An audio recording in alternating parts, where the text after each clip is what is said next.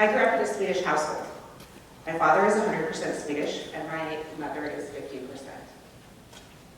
My paternal grandparents lived on a farm in rural Iowa.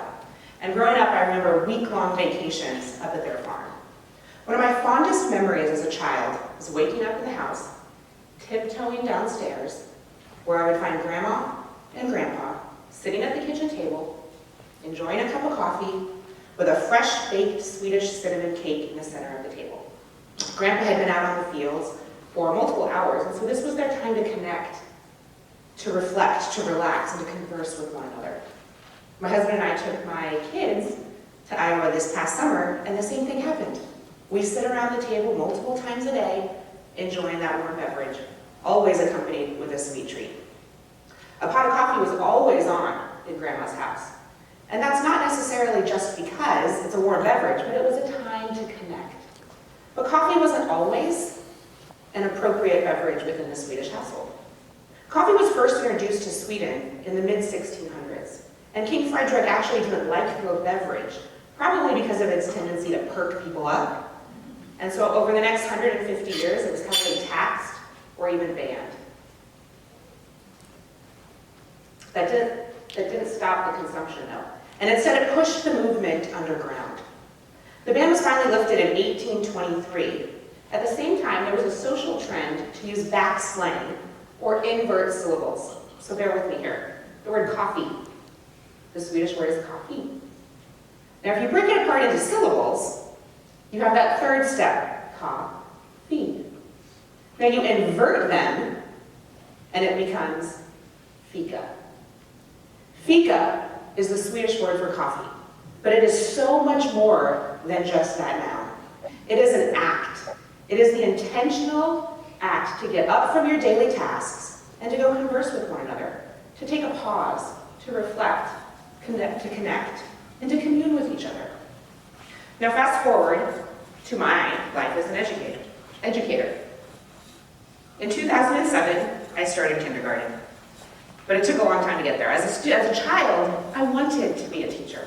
I remember lining up my stuffed animals, teaching school, and my parents even mounted a chalkboard in our garage so that I could have a realistic classroom to pretend in. I wanted to be a teacher. In 2007, I secured that first teaching job, teaching kindergarten. My first year had its struggles, as all do, but I was part of a collaborative team. And I was looking forward to many, many years in that kindergarten classroom. But the economy collapsed. And I was given the choice to either be pink-slipped or move to the nearby middle school. Now I was 22 and I needed a job. So I moved from kindergarten to 8th grade. Summer came and went and the fall began and I was apprehensive. But, most importantly, I was terrified. The first week of school came, and on the first Friday, before school, I was setting up my classroom, I was getting all ready, and my neighboring teacher came in and said, "Are you going to breakfast?" And I didn't know what she meant, because I already had breakfast, and I was trying to prep for the day. But I, deer in headlights, complied and followed. We walked into the teacher's lounge, where I saw a smorgasbord of coffee and pastries. Friday breakfast at this school was a long-standing tradition. It was a time to gather as a faculty and staff, to take a pause, to reflect, and to just hang out. Friday breakfast was their fika. Over the next year, I went every Friday, and in that casual space of the teacher lounge, I learned invaluable classroom techniques. I learned classroom management, I learned how to engage my learners, but most importantly, relationships were built. Now in education today, we talk a lot about the 4 C's, which you heard our superintendent say. We want our students to be critical thinkers. We need them to solve difficult problems in this world, and we need them to be creative and think outside the box in order to do so. We need them to collaborate with one another because we can't do it alone, and we need them to communicate their ideas. That's how we just convey things. But these are not just for students. These are for teachers as well, educational leaders as well. And they can't be refined in isolation. We all want to feel as though we're part of a bigger purpose, a mission. We want to feel a sense of belonging. Community can build the foundation to create that.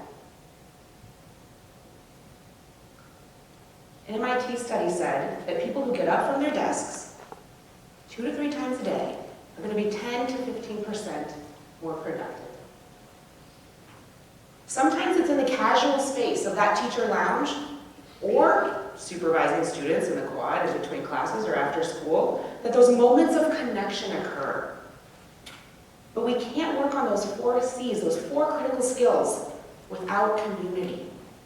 So my challenge to us today, as teachers, as students, as leaders, is to really think about how do we create time and space within our day to build community? Do we intentionally set apart time to gather around food, to gather around whatever it is that will help create connection? Because without community, we're not going to be able to fine-tune those skills. Let's make time for fika. I'm Amy Strawn. Thank you.